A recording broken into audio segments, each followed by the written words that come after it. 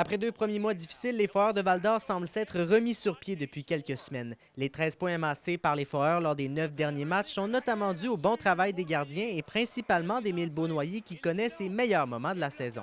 Il est étincelant là, présentement, il est en pleine confiance, il est souriant, c'est le fun de le voir comme ça. C'est le gardien pour qui on avait transigé, puis on avait fait une belle transaction pour aller chercher Émile. On a tout le temps eu confiance en lui, mais de le voir performer de la sorte, c'est extraordinaire. Pour tenter de poursuivre sur cette belle séquence, Maxime Desruisseaux a été chercher certaines munitions. L'attaquant Jérémy Leroux, acquis du Drakkar de Bécomo, fait très bien depuis son arrivée à Val-d'Or, lui qui a déjà 3 buts en 4 matchs. On voit un beau potentiel en lui. Je pense qu'il a un beau lancer. Il est capable de fabriquer des jeux également.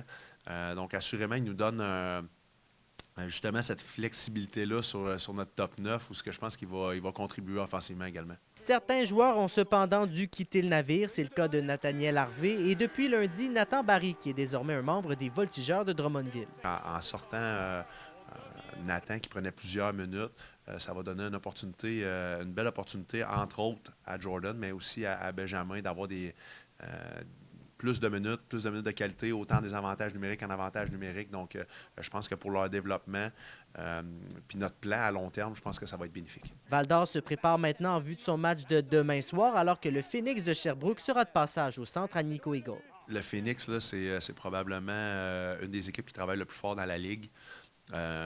Sont sur la tâche, sont bien structurés, sont bien coachés. Donc, assurément, là, on ne peut pas tourner les coins ronds, comme on dit. Il va falloir être prêt. En plus du match de mercredi, les Foreurs disputeront 2 autres matchs ce week-end contre 2 équipes complètement opposées au classement général. D'abord, samedi, les Olympiques de Gatineau, la pire équipe au classement général, sera de passage ici à Val-d'Or. Et le lendemain, ce sera contre les Wildcats de Moncton, première puissance au classement général. Alexis Dumont, RNC Nouvelles, Val-d'Or.